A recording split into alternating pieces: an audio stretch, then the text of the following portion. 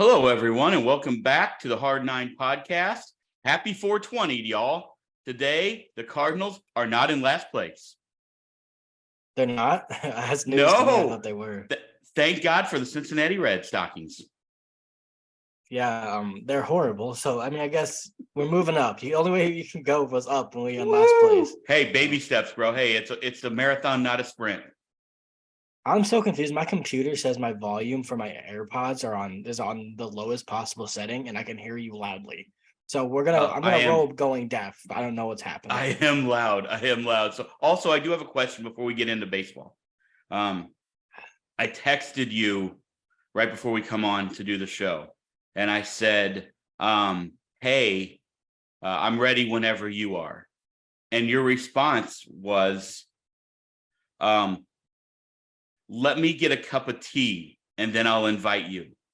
Are we turning it? Look, I leave Godfrey, Illinois, and move down here to the 504. And my favorite bar of all time, which is still my favorite bar of all time, goes from local hometown bar to massive sports bar or soccer bar now. Is this, are you trying to switch now that the Cardinals are struggling? Are you trying to let me know that we're going to make a switch? Because I know nothing about soccer. No, I couldn't care less about soccer. Shout out STL City. I can't wait to go to a game. I don't really care to talk about them though. No, but I can't say glass. This is a cup. It's not okay. Well, okay. It's a cup. It's called a big cup. You get them on Tuesdays at the bar I go to. We have like 8,000 of them right over my right shoulder from Mardi Gras. So yeah. Okay. I just wanted to make sure because that's the first time you've ever responded with. It's usually let me get a coffee or a high noon or a water or a soda. It was a cup of tea, and I was trying to see if you were trying to give me a hint of where you thought the podcast should head. No, I was just trying to be transparent about the drink I was getting. So let's move on to the Cardinals. Let's move on. So we covered Monday night's debacle, so we don't have to get into that. We only have two, which means that we're 1-1. So that's good. Tuesday night, obviously the big comeback. Yesterday, the massive offensive explosion that potentially ended Madison Bumgarner's career. Yeah, big. You say big comeback. Well, we lost, so it wasn't. Well, we did. Wilson Contreras is back, which is nice. We'll talk about him, I'm sure. Mad Bum. Talk about Wilson Contreras and Mad Bum. I don't know what the hell that dude's problem is, man. Like, he's an angry man. You throw a fastball. I actually like it. Like when Mad Bum was really great, I hated that he kept beating the Cardinals. That sucked. But I liked it because you can be a little pissy when you're good. But ever since Max Muncy hit that nuke off him and he yelled at him, and then Muncy told him to get the ball out of the water, your tough guy act's over with, dude. You have like a 3 whip. Shut the fuck up. Just shut up. Here's the thing. Here's the thing about Madison Bumgarner is I think that he has become, like, I hate the term old school, right? Because it makes, I think when people say, oh, I'm just old school, essentially what they're telling me is my belief in the sport is better than your belief in the sport. Or that they're unwilling to change. Agreed. 100%. That's when you tell me you're old school, that's what I think. But I think that that's what he has tried to become. Like, it's almost Walt Kowalski, right? Like, get off my lawn. Like, I don't think it's fair to say he tried to become. I think that's just who he's always been, and he hasn't changed. That's valid. It is weird to me that he's like best friends with Adam Wainwright. Well, not best friends, but really close friends because they're maybe couldn't be more different humans. But I bet Mad Bum's a great guy. Like, honestly, I bet he's a good dude. He just does that stuff, and it's weird. I get it. But also, like, you're going to talk shit after he swings at an 0-0 fastball and makes a noise, and then you throw him 4 straight balls and walk him. How do you do that? You got to at least go after him, and whoever wins. You can't let him walk. Yeah, and also to be fair, like Chris Carpenter had that in him, right? Like when he was here, but he yelled at his own teammates. But he would have struck him out. Right, but that's what I'm saying. Like I am here about all of it, by the way. You know that I love the celebrations. I love when pitchers, I love the Karen check when he gets fired up after he does something well. I love that psychopath stuff. He is, but I love it. But also, you can't really do that when you have a 10 ERA and you're mad because the guy swung too hard at your fastball. Like, is that what you were mad about? No, he was mad that Wilson made that noise. Like, oh, I missed that one, which he does a lot, by the way. Never noticed that until just now. But I do understand the psyche of it. Of, hey, that pitch was horrible and I should have taken you 450 feet. Right. You're not going to like that. Here's the thing that I will say about Mad Bum, though. You do say, like, if you have a 15 ERA, whatever it is now, don't do that. But also, there's something I do respect about being the same guy when you're succeeding and when you're failing. Because I guess that is kind of admirable. Like he is the same dude, and he's wearing it out there. It is what it is. Wilson's a polarizing guy. He was sticking his tongue out at the other team during the comeback the other day. Like that's just what he does. And he told you before he came, I don't want the other team to like me. So I guess I can't get too angry when the other team doesn't like him because that's kind of what he wants. I tweeted out yesterday. I really assume that I think everyone assumes, and myself included, that Madison Bumgarner's 41 like Wayno. And then you look up and he's 33. That doesn't seem possible. Seems like this dude has been in the league since Kershaw and Wayno have been in the league. Yeah. I mean, it just feels like he's been here. And maybe I put Kershaw in a bad place here. I honestly don't have any idea how old he is. He's going to be 37. Kershaw's like 33. Oh my God. So they're the same age. So I did that. I just gave ricochet shots to Kershaw. Sorry, 35. My bad. Okay. 35. But it just seems to me like these three guys have all been there the exact same time. And it feels to me like Madison Bumgarner should be 41 years old. And when you're pitching this way, you think about like this last thing, we spent way too much time on Madison Bumgarner. Somebody's going to pick him up, right? Like somebody's I don't know why you would. He's good at nothing. I mean, yeah, he's legitimately the worst starter doesn't have a job. That's fair. Like, he never got one. Mad Bum's legitimately one of, if not the worst starter in baseball, and just got cut by a team who's desperate for back-end rotation help. Yeah, isn't that wild that Arizona cut a guy to eat $34 million? Dude. Good for them. Right, I agree. He's not helping you. You're going with the youth movement, and he's obviously not on board with that. So at this point, they have a young stud, Brandon Pfaadt, who will be up, I'm assuming, for the next time through the rotation. But you know what's funny? Guess who they called up today? To take Mad Bum's spot, Anthony Mesowitz, the Cardinal reliever. Cardinal reliever. So that's all right. Well, okay. So I think that what you saw was a lot of heart on the Tuesday night game. That was great. That was good to see the comeback. You're down. Monty not good. Monty was not good. The Jack Flaherty Monty. I love seeing that. Let's get into that. Let's actually get into go that for more. it. Go for it. I love that. Okay, so if you don't know what we're talking about, there's clips. Go to Cardinals GIFs, you'll find it. He has everything you could ever want to find. Yes. Jack was. I don't think he knew. I think he might have known the camera was on him. Not at first, because he was talking to him, and he was kind of like he made Monty smile, and giving up 7 runs in 4 or 5 innings. You're not going to smile very much. And then you could see Jack. I think he realized the camera was probably on him for whatever reason. And he put his jacket over his mouth and said something, and then Monty started laughing. And he put his arm around him, and he did what you would expect Wainwright to do. Like he was talking to him. I think Jack Flaherty, since he's been here, really has kind of tried to take on a leadership role. Being injured makes it difficult, obviously. I think he's starting to take that next level, and I think him performing well, which I know his stat line ended up being 4 earned runs in 6 innings. That's not how he pitched. Like 2 of those runs are on Andre Palante. I thought Jack pitched really, really well that game. Just 1 bad inning. I think that's the next step for him, is being able to go, 3 times through the order now. Like he's gotten the first 2 times down. We forget Jack's been injured. It's a progression to get back to being the Jack Flaherty, but I think he's on his way, which is great. But I love seeing the leadership role that he's taking on, because a lot of times we don't get to see that stuff. It's in the clubhouse or the cameras aren't on the dugout when it happens. But I did think it was cool to see him taking on that role, because Jack Flaherty is our union rep. He is a guy that everyone talks about. He leads the group chats. He does everything. He is a leader in that clubhouse, and he's a big presence. We all know that. So I like being able to see that, a peek behind the court curtain. And it just makes you really want him to come back and be the leader for a while, I think. Yeah, I think Brad Thompson talked about it a little bit, but I do think, and I'm not saying that our viewers and our listeners don't understand this. That's not what I mean at all when I say this. But I do think a lot of people don't realize that of all the groups that are together the most, it's the starting pitchers and the relievers. You get the relievers spend the entire game out in the bullpen, but the starters, when they're not pitching, all sit together on that front stoop. They talk, they chart each other's pitches. They spend a ton of time with each other. They go out and they golf. They're the ones who show up first to spring training. They are like a family. It's like a brotherhood in there with those 5 guys. And Wayno, Miles, they've been here for a little bit. They accepted Monty right in. Feels like he has fit right in with that group of humans.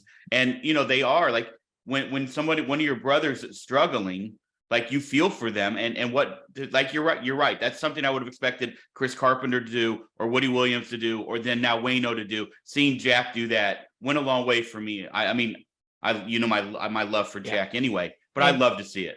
We've talked on here before briefly a while ago about how Adam Wainwright, when he was on CC Sabathia's podcast about I want to say either before or during the 2021 season, he said the only guy that can come up to him and say, hey, like push him a little bit and say, hey, fix your shit. Like you're not doing what you need to be doing. Your mentality is not right. Your curveball's not coming out the right way. You need to fix it now or this start's going to go badly.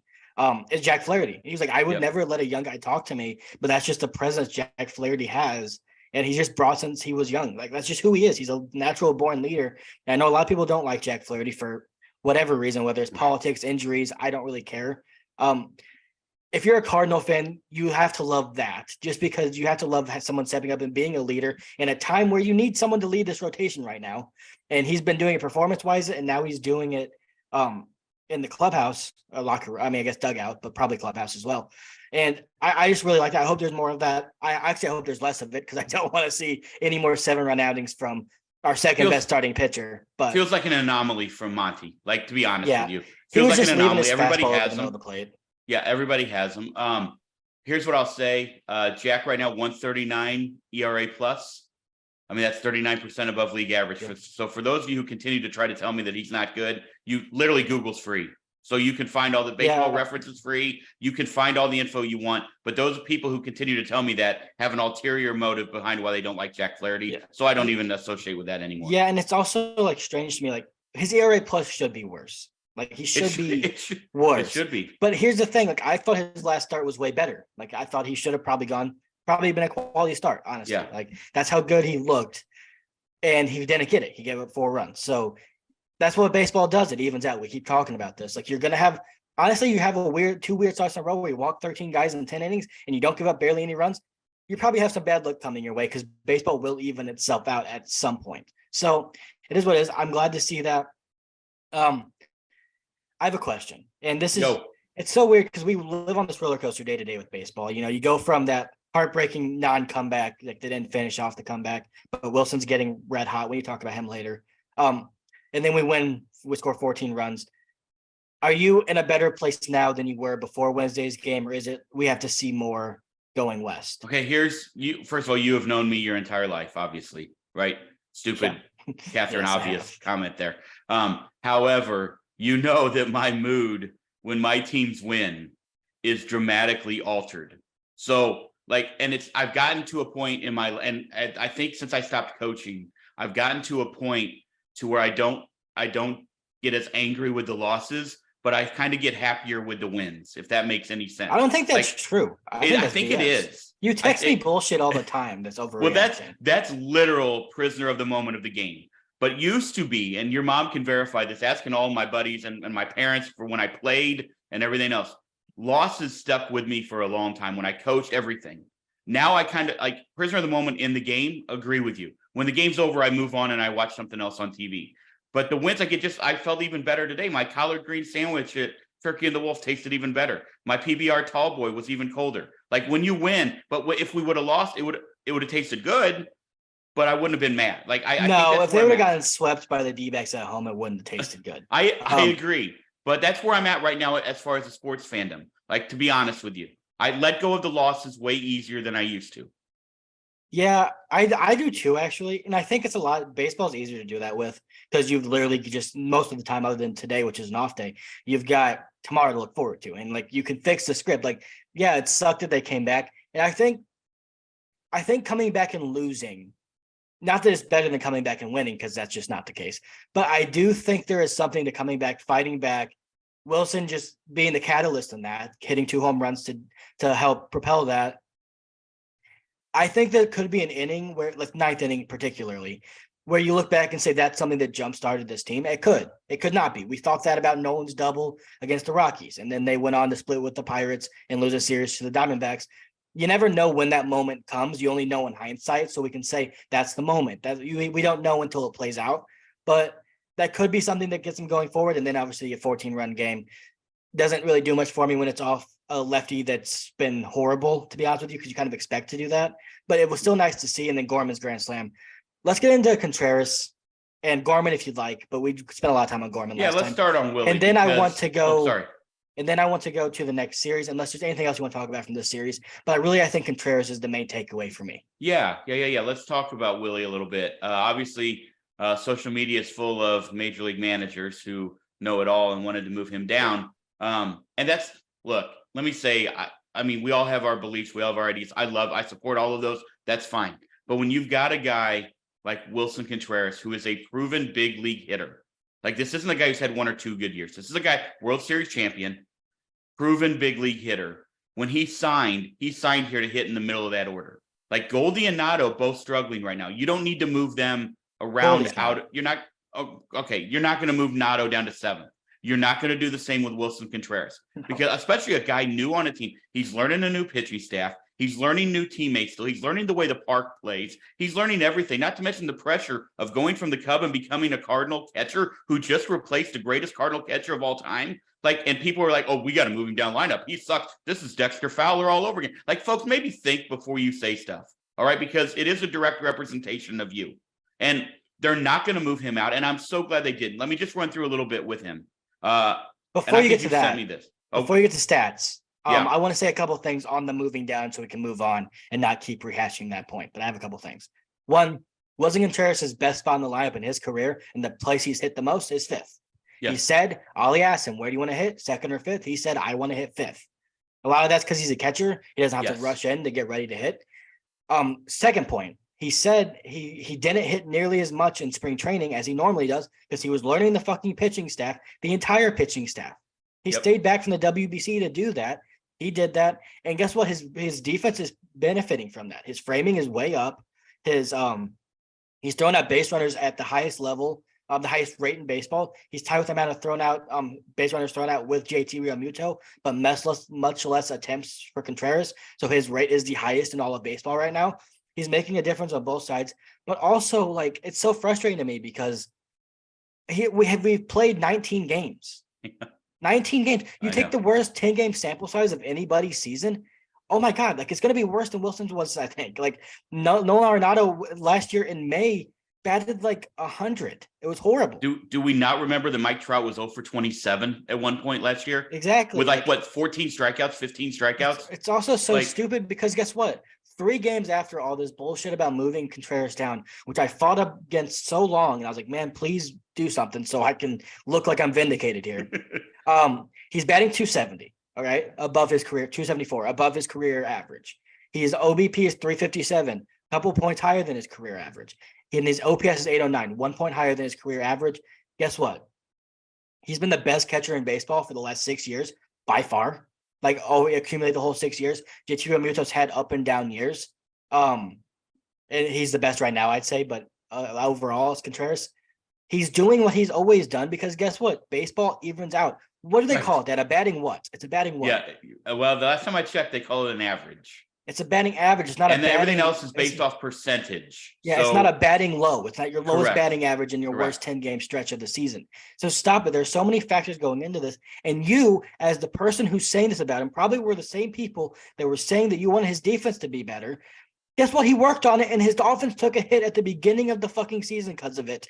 You should be thankful that he's working on this. He's trying to become a better player. And God damn it, he had a 5-game, he had like a 12 at-bat streak the last 3 games that I have never seen Yadier Molina have in his whole fucking career with exit velocities. So I'm not even exaggerating. Let's go through it. I've got it right here. That's what I was going to go to, and I'm glad you led us into that. So his last 13 at-bats, essentially, right, where balls have been put in play, he's 8 for 13, all right? So last 4 games, he had a 112 mile per hour. Why do we always say mile an hour? That's not true. Mile per hour double, 93 ground out, 109 single. 92 fly out, 104 ground out, 111 home run, 105 home run, 101 double, 106 double, 99 fly out, 110 single, 99 fly out, 115 double. Bro is how many extra base hits is that? Extra base hits, that is by my count 6 of his last 8 hits are extra base hits. Extra base hits. And okay, so Yadi had good luck finding that information. Yadi had 13 extra base hits all of last year. Yeah. Yep. He got half of that in a weekend. Yep. In 13 at bats. Again, we're not coming on here to disparage Yadi. Like, that's not what we're doing. No, but I will say, it is nice to have a catcher currently. We haven't had a catcher who really, really hits in a long time. Yachty had a couple stretches here for a little bit over the last few years. Really good years. Don't get me wrong, but it is nice to have a threat in the lineup that is also behind the plate. And also, by the way, I think he leads the league in thrown out runners. Am I correct on that? That's why I just said that. Where were you? Oh my God. Well, should have been listening to that actually. I was thinking about the cup of tea. Do you listen to me when I speak? I feel like you don't. Anyway, I'm not here to disparage Yachty. Actually, well, I am here to disparage how bad Yachty was last year because I feel like we want to act like Yachty has always been this great guy. Wilson Contreras isn't replacing 2013 second place MVP vote Yadier Molina. No. Okay. He's replacing Yadier Molina, the guy that couldn't hit the ball over 85 miles per hour consistently. That's who he's replacing. So, like, Wilson Contreras just did something that Yadier Molina hasn't done since 2016, 17, 18, maybe. Like, that's what he just did. And I just don't get it. It doesn't make any sense to me. And Wilson Contreras is just as much of a presence on the field as Yadier Molina was when he was backing down Brandon Phillips, when he was doing all the stuff that we love Yachty for. Contreras is that presence. Now, is he as good of a defensive player as Yachty? No. Does he carry the acumen where pitchers don't shake him off? No, he doesn't. He's not that. But he is as big of a presence, and he is. And also, Wainwright said they love him in the clubhouse because he said, I haven't been around many people that want to win more than Wilson Contreras does. So everyone get off his back. He's on fire right now, and we're going to need that, man, because Nolan doesn't look good right now. Move him down to ninth. Like, I don't know, but he's been great. So, couple more things around the Cardinals. It was nice to see Tommy yesterday, not just from the right side, but also the double from the left, or the triple from the left side. Came up a single short of the cycle, but is that second time this year he's come up just one shy of a cycle? Is that right? Yeah, second. And the last time he needed a triple, and he laid down a sack bunt instead of trying to go. It was great to see Tommy and DC lead off the game from the right side with doubles yesterday. Nice to see Tommy have that success. There's a reason he's going to hit at the top of the lineup against lefties, and there's a reason he's not going to hit at the top of the lineup against righties. So let's not make too big of a deal out of the lefty versus, I mean, we can, but let's just let it be what it be. It works very well the way it's working. Andre Palante sent down. Thoughts on that? You think they're going to stretch him out? Because I sure hope they are down there. I would, or else I wouldn't send him down. But I mean, I don't know. He's not getting lefties out, and that's what they kind of wanted to do, and he's not doing it. And he's not better than Drew Verhagen right now. I can't believe I'm saying that, but here we are. He's not better than him right now. Jordan Hicks, last two outings, really good. So hopefully he carries that momentum on.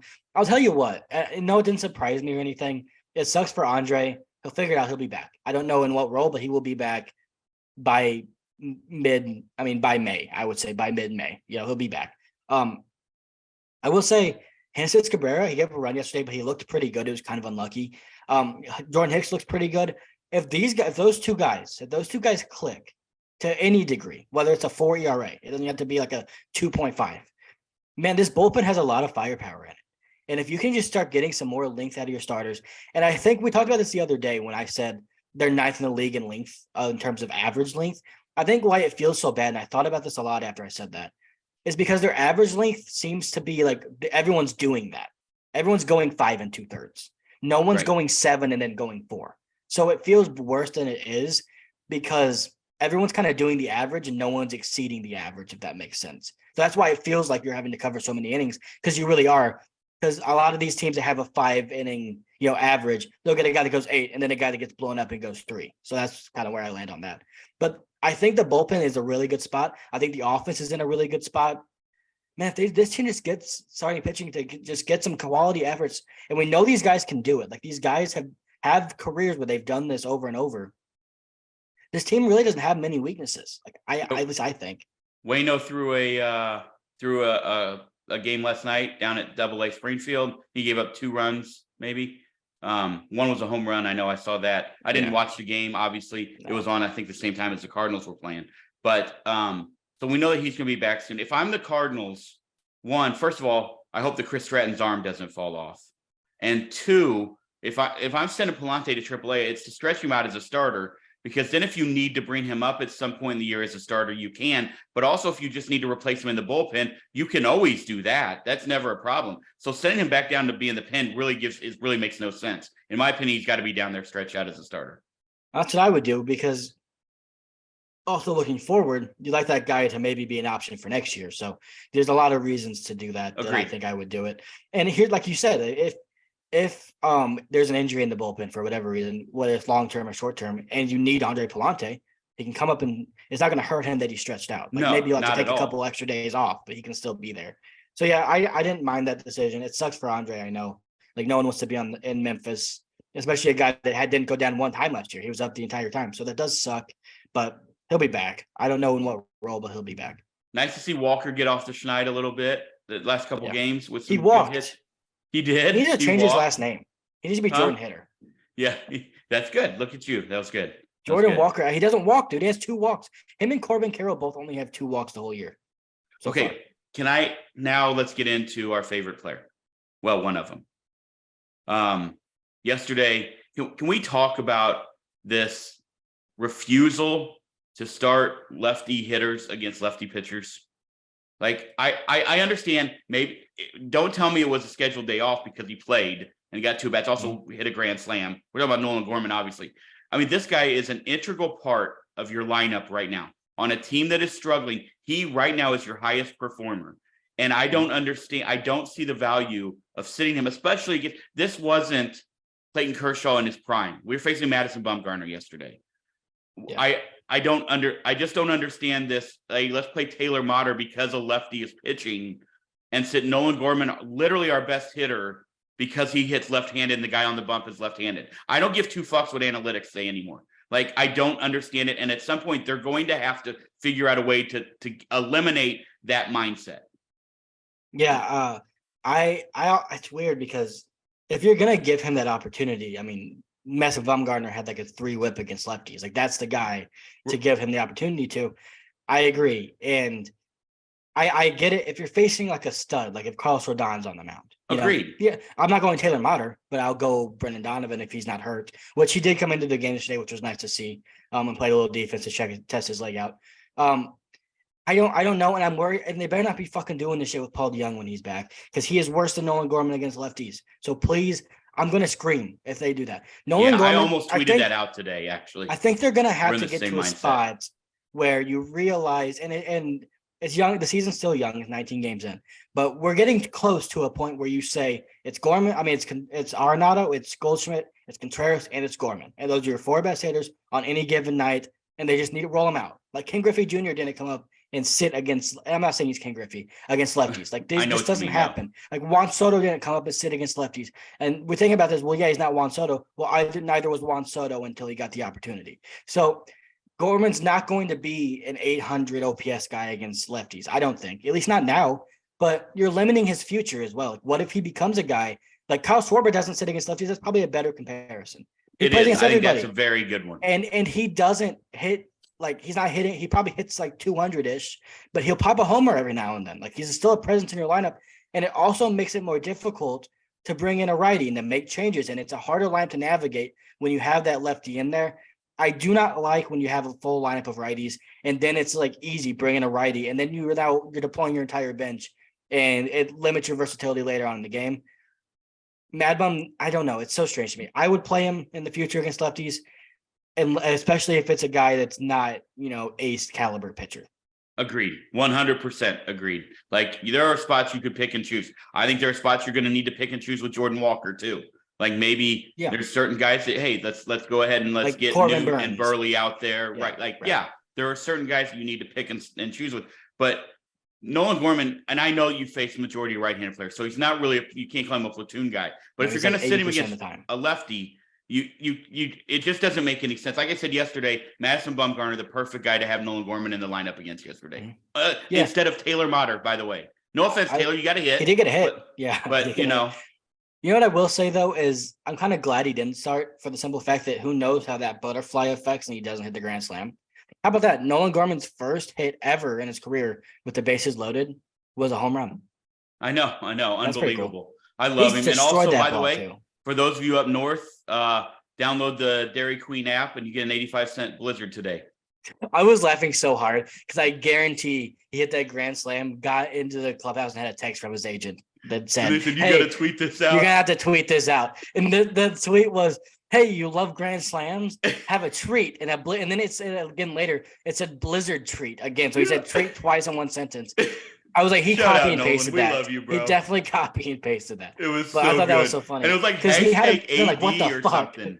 I don't even know what he was Yeah, hashtagging it's hashtag right there. ad. It's hashtag ad. Oh, okay, ad. Okay, got it. That makes AD. I thought he was trying to go after ad, Anthony you fucking Davis. idiot. So he's trying to tell Anthony No, it's Davis to get hashtag ad. I was laughing so hard because I know for a fact that dude was on the plane. Someone got the notification, they tweeted it, and they were like, "What the fuck is this?" I wonder if someone just took his phone paid. and did it for him. That would be even Good better. for Gorman though. Get your ad deal. I mean, get your brand deals. Absolutely, especially Dairy Queen. I'm all right? for But that. anyway, so you got that.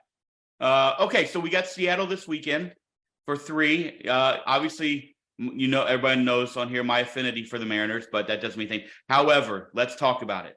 All right, the Dawn Bomb, big fans of, but the home run trident is equally as fucking awesome. And when I saw Julio Rodriguez pull that out and they handed it to him and he ran through the dugout. That's great. That's unbelievable. Every team should have this. What could the Cardinals have? I'm not into it. It has to be natural, I think. I agree with that. The trident is excellent. Yes, that's really good because I mean, obviously the Mariners, it fits really well with them. Thank you for explaining that. No, I'm saying it's like that's a really good one. I think some of them are stupid. Like I think the whole samurai thing, I get it's fucking Shohei, but they're not even taking it with him on the road because of some plane inconvenience with it.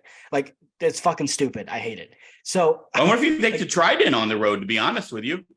Yeah, they can. I think some of it's so fucking stupid. Like it seems so forced. Like when the Brewers were doing the ring the bell with a fucking Thanos gauntlet on, like that's just dumb. Like do something original. But I do like that. You're a curmudgeon, bro. You and some of it, Matthew I just Bumgarner think would be I don't best like friends. stuff that feels forced. I like stuff that feels natural. I love natural emotion is what people like to watch, not forced stupid shit that people don't want to do. Whatever. Anyway, the thing that sucks is the Brewers sweeping the Mariners makes me think there's a 0% chance of the Cardinals sweeping the Mariners because they're not losing 6 in a row. It's not going to happen. And I believe in those sort of things. Also, look ahead. Cardinals have some tough pitching to face. This is a good test for them. George Kirby's very, very good.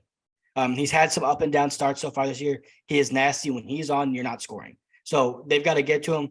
Luis Castillo. I mean, he's been the best pitcher in baseball. Cardinal killer also. Yeah, and he's also been the best pitcher in baseball so far, in my opinion. Him and Garrett Cole. And then third game is not as big of a challenge. I don't remember who it was. Chris Flexen. So that's a game you hope to be able to put some runs up on the board. But the first two, man, I mean, Castillo looks like he's poised to have his Cy Young year that we've been saying he could have forever after getting that big contract. What a great acquisition by them. Yeah, I mean, fantastic. And George Kirby's just one of the youngest, like, bright stars in the game in terms of pitchers. We do miss Logan It's Gilbert. Gonna be tough. That's good. We do miss Logan Gilbert. Yeah, but I still think Kirby and Castillo are better than him. No, I'm not arguing that, but I mean Kirby and Gilbert right there. We luck out to get Flexen instead of Gilbert is what I'm saying. Oh yeah, for sure. Yes. But we lucked out to not get Gallen. We lost 2 of 3. We are also lucky that Luis Castillo will not hit against us because he has the worst swing, but we watched him rake 2 doubles last time we went and saw him pitch for the Reds. But here's what I'm excited for. I'm excited that it's late night baseball because the next 2 nights I have to work till 8:00. So I get to come home, shower, sit on the couch and watch the game. Pretty excited about that. I'm excited to get to see, I'm probably going to actually listen to the Mariners broadcast instead of the Cardinals broadcast. If you don't listen to Mariners guys, they're fantastic. But I'm probably going to, at least for one of the games, I'm going to listen to those guys. I love doing that. But I'm excited to get to see us play in that field and Safeco, correct? Yeah, I had to think about it for a second. I'm excited to see all of that. Well, maybe the way they change them now, I don't even know. But I'm excited. And also, I think it's a good test for both teams. Both teams underperforming right now. T-Mobile, thank you. Both teams underperforming right now. So yeah, and man, I think we got to talk about this as a whole. By the way, I don't think the Mariners are as good as we thought they were. Their lineup kind of reeks. I'm just gonna be honest with you. Their lineup kind of sucks. Like it's really, really good at the top 4. But when you get down, and he's gone. He's not coming back. Like when you get down, like 5 through 9, it's like, after Kyle Raleigh, it's kind of like, what is this? Like Teoscar's good. So I guess 6 through 9. It's not the Cardinals lineup. I'll say that. Here's the thing that worries me. And, time changes are tough. We know that when it's about going west, it's tough to get up for those games because your body says it's 12:00, by the end of it, if you're Nolan Arenado, whoever. We talk about small sample sizes. 30 games is not a small sample size. They've got 10 games on the West Coast. They've got 3 against the Mariners. They got 4 against the Giants, who aren't very good, but still it's tough to play them in their stadium always. And then they've got 3 against the Dodgers. Who also are struggling, by the way. They are, but we're talking about a week away. Who knows what's going to happen? Agreed. So you get to 29. That's going to be 29 games by the end of the stretch. At that point, you're starting to get to the quarter mark of the season. They've really got to have a good trip. Normally on a West Coast trip, I would say, go 4-6 and you're fine. That's a good West Coast trip. They can't do that. I'm sorry. You didn't earn that. Like if you would have taken care of business against the Rockies and swept them like you should have. You would have taken care of the Diamondbacks and won 2 or 3 like you should have. And you would have won 3 or 4 against the Pirates. I would be sitting here to go 4-6. You didn't do that. So you better overachieve on this West Coast trip because you cannot be 30 games into the season, almost a quarter of the way, and still be 6-7 back at the Brewers. They've got to win 6 at least. That's the minimum. You've got to overachieve in this series because you've underachieved so much, and now you've got to overachieve to balance it out. That's where I'm at least. Shout out to Jacob on Twitter. We also forgot to say that this series also has my 2 dudes. Qualified players younger than 25 with a WRC plus of 180 or higher. Mr. Jared Kelenic at 23 years old and Mr. Nolan Gorman at 22 years old. That's pretty impressive, those 2 bros. So I'm excited to watch those 2 guys go. Julio Rodriguez, it's always fun to watch him play. But you're right, Cal Raleigh is off to a sluggish start. JP Crawford not getting high. Yeah, I mean, it's early. He doesn't hit. So, yeah, it's going to be interesting. I think this is going to be a really litmus test. Is it? Road trip for the Cardinals. I do. Yes, I think 6-4 is the bare minimum, Caleb. I agree, dude. You're not playing. Yeah. You're not playing great teams. Great teams, at least. They're already 6 games out behind the Brewers. And I know it's only I understand all of that, but you can't fall 10 games. I mean, you could, but you're making your life way harder. You can't because Cardinals pitching staff isn't good enough to win 20 games in a row. Here, it's also like the Cardinals were never more than 4.5 games behind the Brewers last year. They're already 6. To 5. Didn't they get to 5? I saw 4.5. Either way, they're still more than that now. Yeah. They're 6 behind right now. Right. So you can't keep falling behind because if the Brewers, you're gonna need the Brewers to falter now. You did this to yourself. They have to if you play 5 games better than the rest of the year, you're out by a game. So you're gonna need them to falter and you're gonna need to play really well. But you cannot get to the quarter mark of the season and look up and still be 5 games under 500. You have got to go in there and take care of business. And you've done this to yourself because you should have taken care. You should have at least won 1 game against the Braves. You should have taken care of business in Milwaukee. Then you had the series against. You just had 10 games against 3 bad teams. Yeah, Diamondbacks aren't bad, but I think they're kind of an average are an up-and-coming team, bro. I think they're an average team. At the end of the year, you might be right. But right now, up and down the roster, they're an average team. Their bullpen's horrendous. The starting rotation, you didn't even face Gallen, and their lineup. I mean, it's all right. They've got some really good players in there, but that's about it. You should take 2 or 3 from that team at home every time. So you've done this to yourself, and 7-3 would be really nice. I don't know. I don't think that's going to happen. They've got to prove it to me now. If we're talking about this series, let's get into predictions. I mean, it's hard for me to say they're even going to win it at this point because the pitching matchups aren't in our favor. The offenses, we're not at home. The Mariners just lost 3, so they're going to be hungry to prove themselves again this weekend at home. I'm going to say they win 2 of 3 because I do think they should. But it's getting tough. At this point, I'm going to have to start being realistic at some point if they lose this series and say that I don't know what they're going to be doing. Well, yeah. I'm going to call 2 of 3 also because I do think that they can do enough to beat George Kirby. And I also do think that they can take advantage of Chris Flexen, which now just guarantees that Chris Flexen will throw the game of his life on Sunday. We'll win the first 2 and lose to Flexen. Right, yeah. But Luis Castillo, man, he just seems to own the Cardinals. And like you said, he's pitching as well as anybody in the game right now. I mean, he and Garrett Cole, and there's a lineage there. But by the way, there was a guy on Twitter yesterday who tried to tell me that Marcus Stroman was as good as Garrett Cole. Where do these people live? Okay, just get over it. Who cares? I'm over it. They're stupid. There's no reason to even bring it up. That's obviously an idiot. You love to control the narrative, bro. I'm telling you and Madison Bumgarner would be best friends. No one actually believes that. And if you do, you don't know what you're talking about or you're a Cubs fan. So it's just useless to talk about. All right, let's move on from the Cardinals. You didn't finish your thoughts. See, this is what you do. You got I don't even know what I say. Went to Garrett Cole when you shouldn't, and now we're here. I don't know. You said something. I think the Cardinals take 2 of 3 in Seattle, but I mean that could be me being again, we won last night, so I'm on that and I had a collard green melt for lunch. So I'm on a euphoric high right now. Okay. And, players of the weekend. You go first. Okay. All right. I'm going Nolan Arenado only because it just seems like when you need him the most, he pops up. And it feels like we need Nolan to be Nolan this weekend. I don't think that's true. Well, based on the might playoffs. suggest differently. Based on the but you know what I'm saying. Like, I just have a feeling that he has a big series in Seattle. I could be wrong. I just have a feeling I honestly don't even, I think he has a really big road trip. Like, if we're going to be honest, I just have a feeling going west is going to be, I just have a feeling that Nolan has a really solid road trip. So I'm going to pick Nolan. I'm going to pick Nato. Yeah, he definitely, he lives west, so definitely some familiarity there. I don't even know what my pick is. That's tough. I'm not picking a pitcher. Way to show prepare. They suck. I know, but I was going to pick, I had a pick and then I was like, I don't like that. So I'm changing it.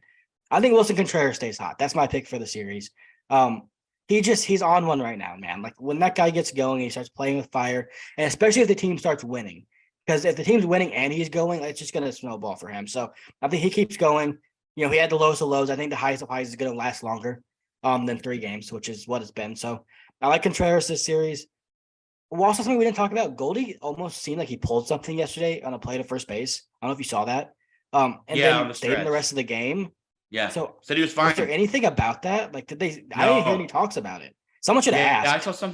I saw something on Twitter, and I don't remember who had posted it, but they asked him about it, and he was fine. So what was it? I wonder. You know what? I almost wonder. I don't know. I almost wonder if his hand was sweaty and he wiped it on his pants, and they thought he was grabbing at something. That's possible. Yeah, could be.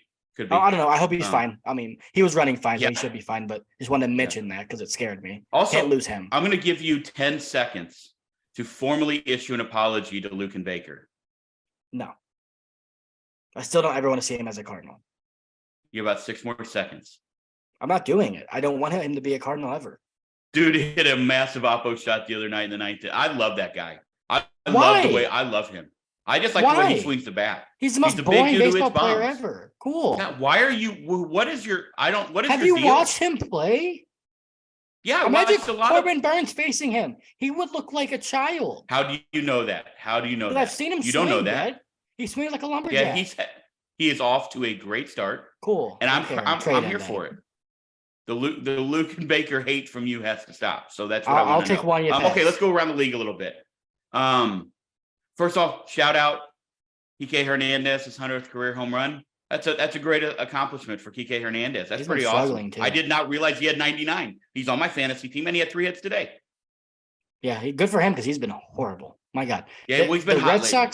Red Sox need to take him off his shortstop and never put him back. Like, making him change positions and all that. I don't give a shit. They get a fucking shortstop. Or don't let Xander Bogaerts walk in free agency. But don't ruin Kike because you're playing him at shortstop where he shouldn't be playing. He's taking that to his offense, I believe. But good for him. Yeah, that's all I wanted. I tried to step all over that. And all I wanted to give him was a shout out.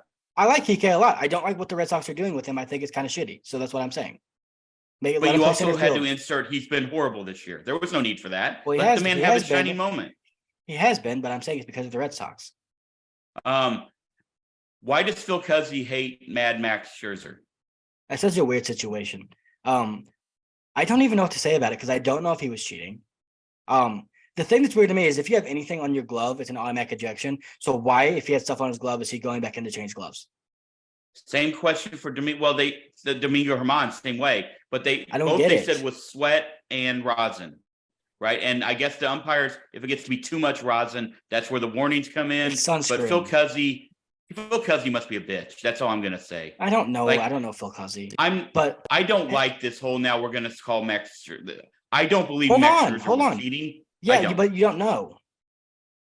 You're right. I'm saying So if he was cheating, you can't call the umpire a bitch. If Max Scherzer was cheating and he wants to lie about it, like I don't believe Max Scherzer was cheating because he said he'll put it on his kids' lives. People don't normally say that if they were cheating, and he's not going to lie about that. I don't believe he was cheating because also if you have to go change gloves and do all that shit, how dumb would you have to be to come back out with stuff on your hands? Like super, super fucking stupid. Also, evidently, he went into the clubhouse. They told him to wash his hands. He went in with an MLB rep or one of their guys, used alcohol, washed his hands the entire time. Doesn't mean he couldn't put it back on though.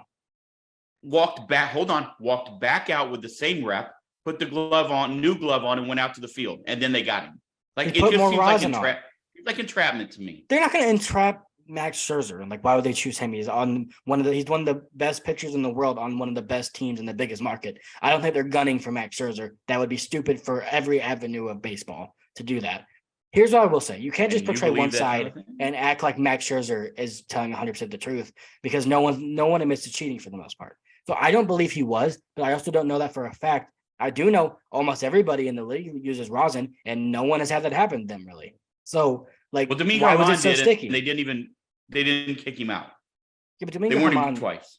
he probably was cheating. Fuck Domingo Germán. I mean that with all my heart.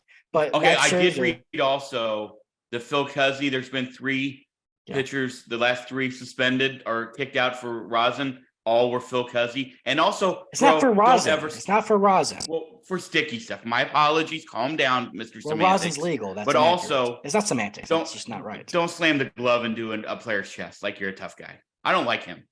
Let's be honest. Well, I don't like many umpires, to be honest with you. But at the end of the day, I don't know if he was cheating or not. I'm not going to sit here and say he definitely wasn't. I'm definitely not going to do that, because there is a chance he was. Why? You don't know. That's just inaccurate. I just have a hard time believing that Max Scherzer started cheating today. I don't or yesterday. I have a hard time believing that. You think that's when he started? Well, there's never been any other problems, dude. Like none. Dad, everyone's been cheating the last year. That's why they're cracking down on it now. They just started putting it in different places. The umpires are too stupid to check. Like, everyone's like Major League. I got Vagisil over here. Yeah, I mean, seriously. Vaseline. Like, I don't think Max Scherzer's not a guy whose spin rates dramatically dropped after the crackdown. I don't think he's a cheater, if I'm being honest with you. I don't believe that. I do believe it is very possible that they were playing a day game. He was sweating. It got mixed with sunscreen. Sunscreen got mixed with rosin, and then boom. But to be fair, that is illegal technically on the rules. But you also can't tell your players not to wear sunscreen. Like, where your players going to get melanoma so they don't get sticky stuff. Agreed. Like, what are we doing? I don't get it. It's and all now weird. I don't want to get into this on the show because I want it to play out a little bit. But now we're also doing this double DH thing at the Atlantic League. I don't want to talk about where that. now if a pitcher doesn't make 5 innings. That won't go. Can't. All right. Okay. That's it. Hold on. One more thing. Oh, sure. It was about Max Scherzer, and now you fucked me up. What was it? The biggest problem I have with this whole thing, and it's the last thing I'll say, is that MLB should do what oh my God, Joe Dumars did. When they decided to suspend Draymond Green, stupidly, by the way, but when they did that, he came out and he at least said why. You don't have to disagree with the guy. I mean, I agree with the guy. You can disagree. You can say what he said was stupid, but at least he came to you and he talked. He didn't write a 3-sentence fucking paragraph and send it out to everybody. Someone from, whether it's Joe Torre, whether it's Theo Epstein, or it's Rob Manfred himself, I don't give a fuck. One of them needs to come out and explain, one, why Max Scherzer was allowed to come back in the game if he had stuff on his glove in the first place. 2, what it was that they found, and if it's actually something. 3, if these umpires actually know the fucking difference between rosin and sunscreen and sticky tack or whatever the fuck. Like, do they know the difference? Are they trained to know the difference? Have you shown them the difference? Have they felt the difference? Because if not, then I don't know why them feeling some man's hands is going to make them know now what's the difference is. Like, you're not going to know because it's a little stickier. Like, you don't know the difference. So leaving this up to discretion is stupid in the first place. It's optical to me. But they need to do a better job of explaining to the fans what's happening, because Max Scherzer is a big part of a team trying to win a World Series, and missing 2 starts. If you lose to the Braves in the division by 1 game, and Max Scherzer didn't start 2 games because of this, it's not great. Right. And the Mets have a lot of problems also. It's not just Scherzer right now. Okay. The bad. We got to talk a little bit about the bad of baseball. And it sucks that the Oakland A's are going to move to we've talked about it. We had an idea. It seems like this is very much what the owner for Major League wanted when she made the Indians terrible because she wanted to move to Florida. This is very reminiscent. It feels like of that with the owner who is as profitable as an owner as anybody in baseball when it comes to revenue off of the sport. And now they're moving to Vegas. First of all, great probably for Major League Baseball, because having a team in Vegas is always, I've been saying this since the Running Rebels, a good idea now that we're already in bed with sports gambling, which, by the way, in favor of as well. Good idea. I hate it. Everything about Oakland losing a team. I hate it for their fans. I hate it for the city. You're talking about a historic fan base with multiple World Series championships, lineage of guys who played who are in the Hall of Fame. I hate everything about that. I hate it for MC Hammer. Like I hate that, but also to be fair, it just sucks. And I don't understand how in the world you're going to expect 4 years of A's fans to show up when they know that they're moving. And maybe I'm wrong, but they're not going now anyway. Well, the problem is that the owner didn't want to help pay and get people to pay for a stadium in Oakland and wanted public funding to build a stadium. That doesn't happen in California. We know that. California is never going to publicly fund your stadium. They never have. They never will. And they have the shittiest stadium in baseball. They have a fan base that's fed up, rightfully so, and doesn't show up because it's called what it is. Like the biggest news story that came out of Oakland last year was a couple having sexual relations at the top of the fucking bowl. Right, so that's the biggest thing that came out of it last year. They traded away Chapman, Olsen, Sean Murphy, who was in his third year. Like he wasn't even going to be a free agent anytime soon, and they traded him away. There needed to be a change with the franchise. Unfortunately, it's them leaving to go to Las Vegas. I do think it's good for the sport. I think there's a reason you've seen the Raiders leave Oakland. There's a reason you saw the Warriors go across town to to San Francisco, across the bridge, I guess. It sucks for the fans of Oakland that are diehard and that are there always. But at the end of the day, you kind of have to do what's best for your sport. And I think keeping them in Oakland, it was just delaying the inevitable. Like they needed to be somewhere else because that was never going to get fixed. In my opinion, it really opens the door for MLB expansion in Charlotte and Portland. That's what I'll say. Or Nashville, yeah. Okay, everybody says Nashville, and this is not a shot at Nashville because historic, used to have 2 minor league franchises there, right? Cardinals used to be there in the Sound, who were the White Sox producers. Reds, maybe now Reds. I don't know. Either way, I just wonder if MLB, and maybe I'm wrong here, but I just wonder if MLB is going to put a franchise that is literally within 5 hours of 4 other MLB franchises, especially with all the blackout problems and with fans. I just wonder if they'll do that. You've got Cincy, you've got Atlanta. Yeah, I think hockey's a different animal, bro. And they weren't within 4. They weren't within 4. There's no team in Cincinnati. There was no team. There's no team in Atlanta now. They were. Right, I'm just saying. But I just wonder if they'll do that. I really do. I think Charlotte is thriving as a city. I could see that. And by the way, this is no shot at Nashville. I'm not saying they should or should not get one. That is one of the fastest growing cities in America. I just wonder if MLB would be reluctant to put a team there. I don't know. Get in while it's booming, and then when the people stabilize and have lives there, like it could be really successful. I don't know where they go. I do think they're going to expand. I just hope with the expansion doesn't come more playoff teams. That's my only hope. Keep the same. I am hopeful for Portland.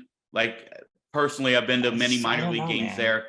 But I think the Salt Lake City group that's awesome. Is going to have a lot of fucking money behind them. And what a natural rivalry with Vegas and Arizona and Colorado, right there. Like, I don't know how they're going to handle it, but I'm intrigued to see because one of those, like, obviously Vegas is going to be in the American League. So it's going to be interesting to see what you do with, the geographical stuff is going to be interesting for me to pay attention to. I'm intrigued. I'm excited for the baseball. That means more minor league teams. That means more jobs. This is good for a lot of people.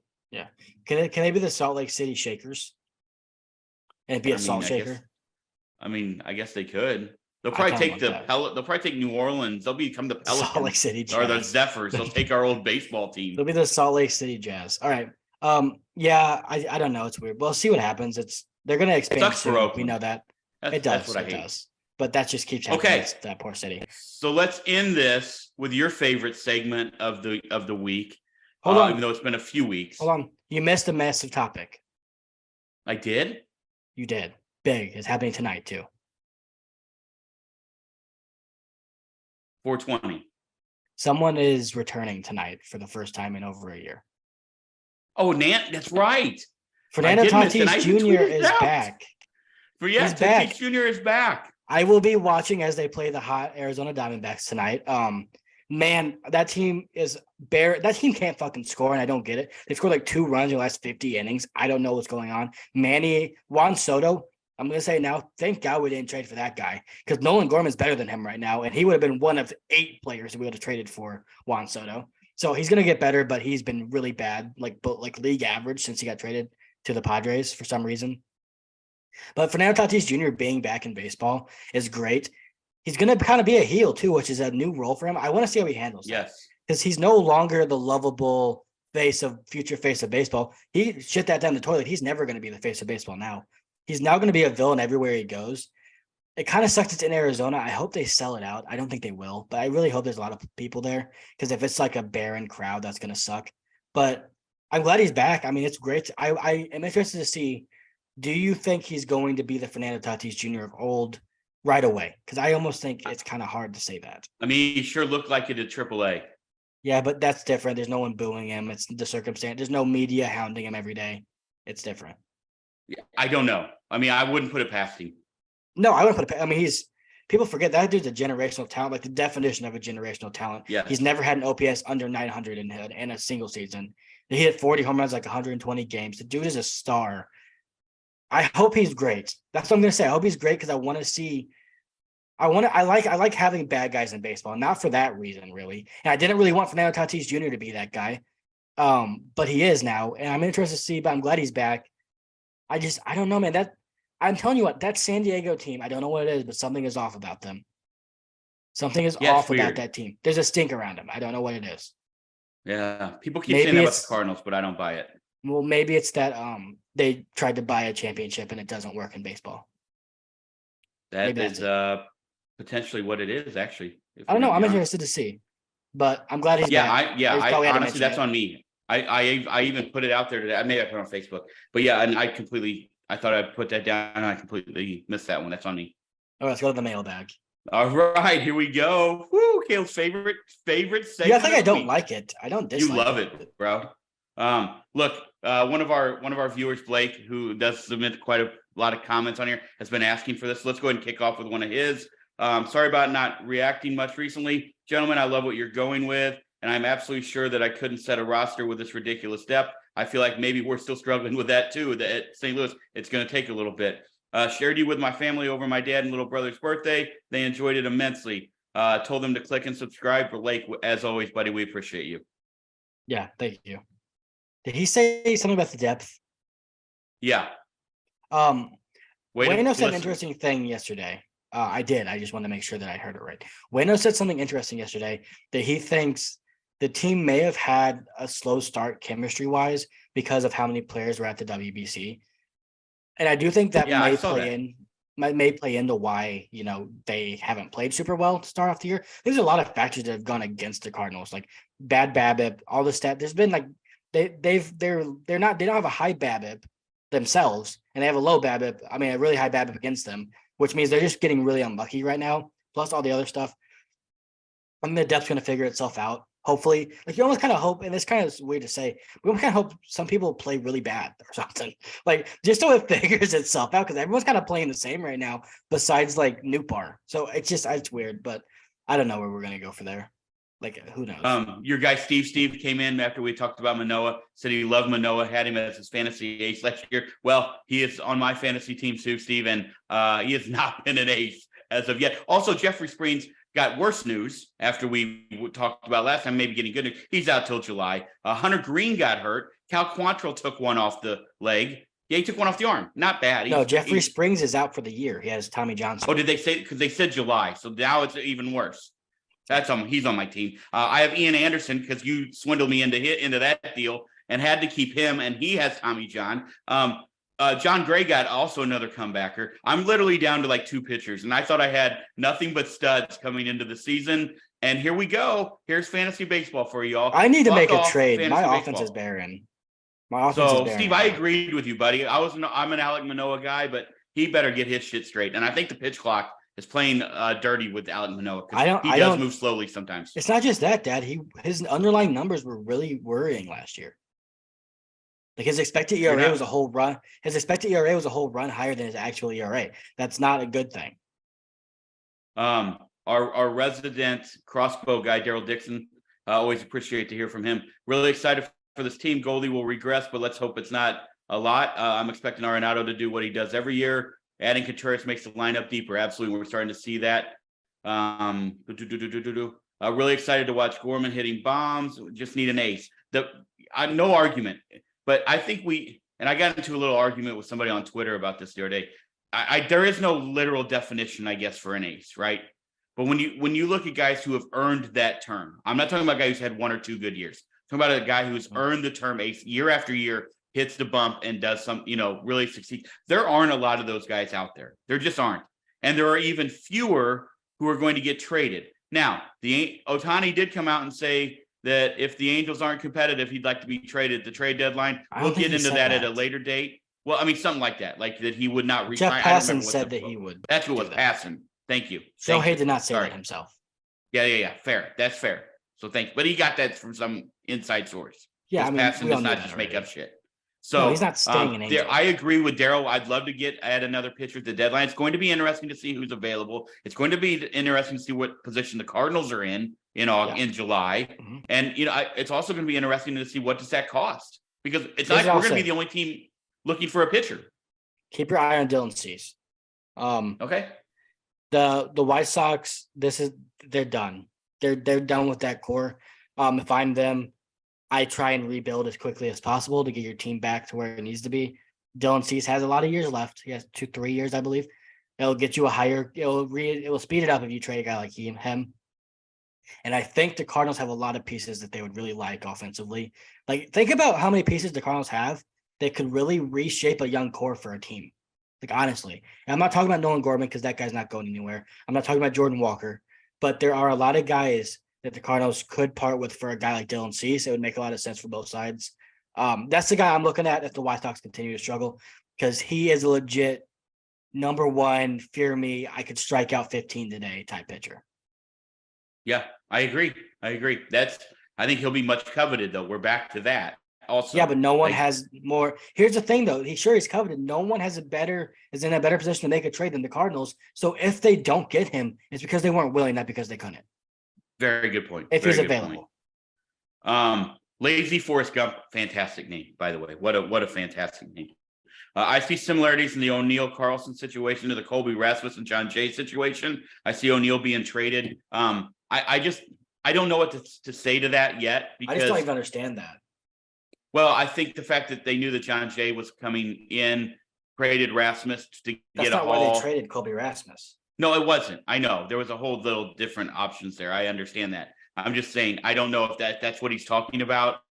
The John Jay. I don't know the answer there. Is it because Tyler had that? Is it because Tyler had that situation with Ollie? I don't know.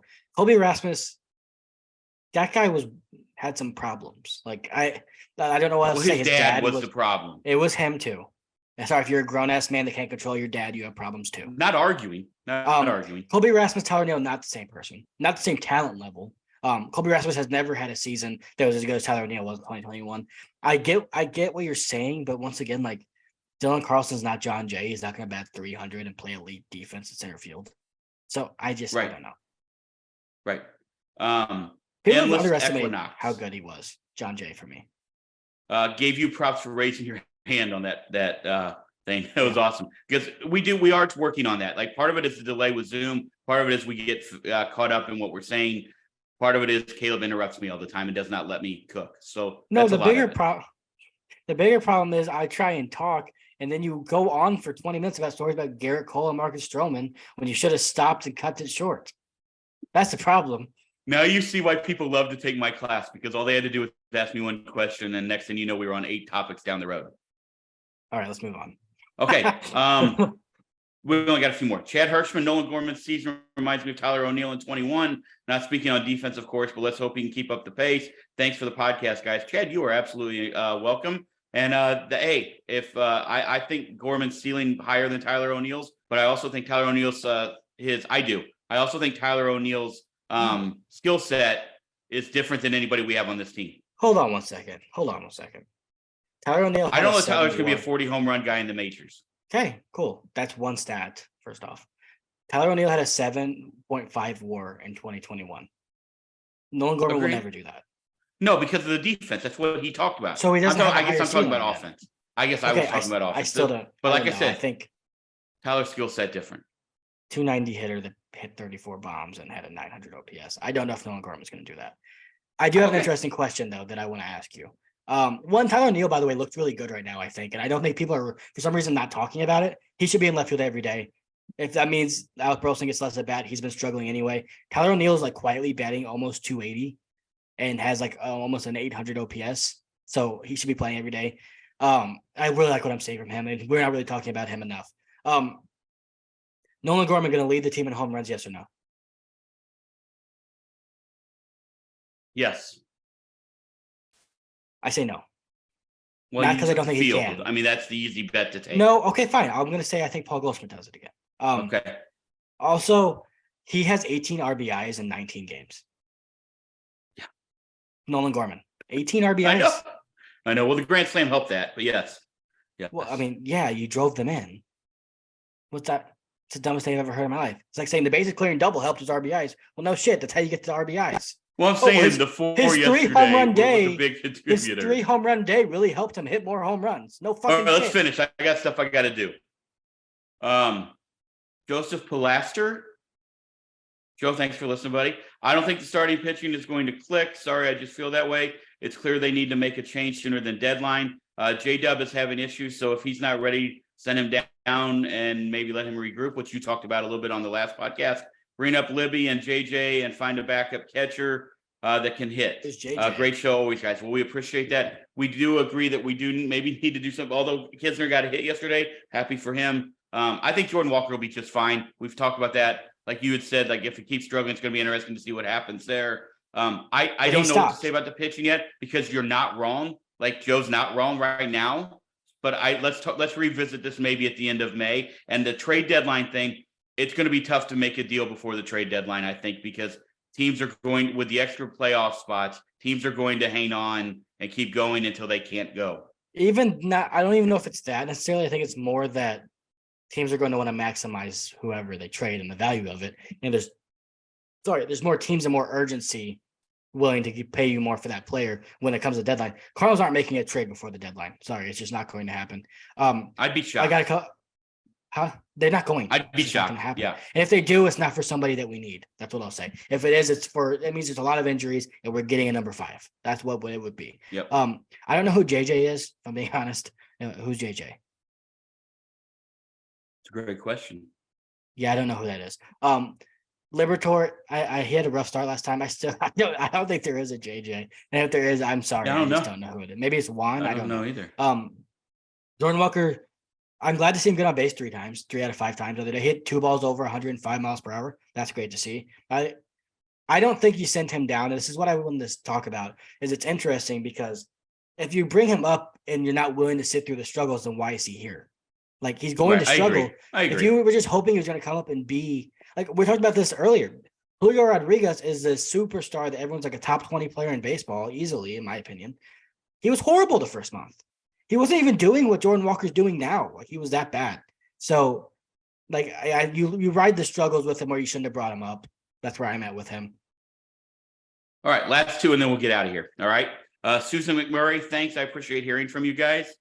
Thank you so much, Susan, for watching. We greatly appreciate you. And then when we come back to our guy, Lazy Forrest Gump, again, what a name. You guys are getting better and better. Keep it up. Much respect. Appreciate you. Love the name, bro. Absolutely love that name. Yeah, thank you. Anything else? I hate when you do that, when you stare at me like I have to say something. No, I don't have anything. The Cardinals need to win some games. And watch Tatis tonight and see if he can return to form, I guess. I don't know.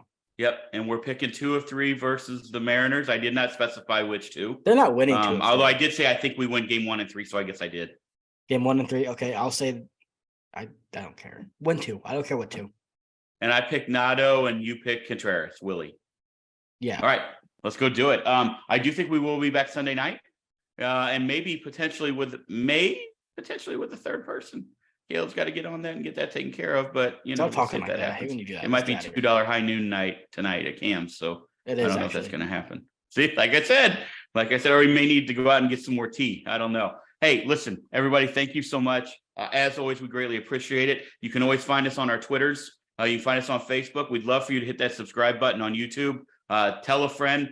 Greatly appreciate that from Blake and from everybody else who's continued to do that. That helps grow our podcast, which makes us way happier. Then we get to do more things. Mailbag, we'll see when that comes back, but here it was tonight.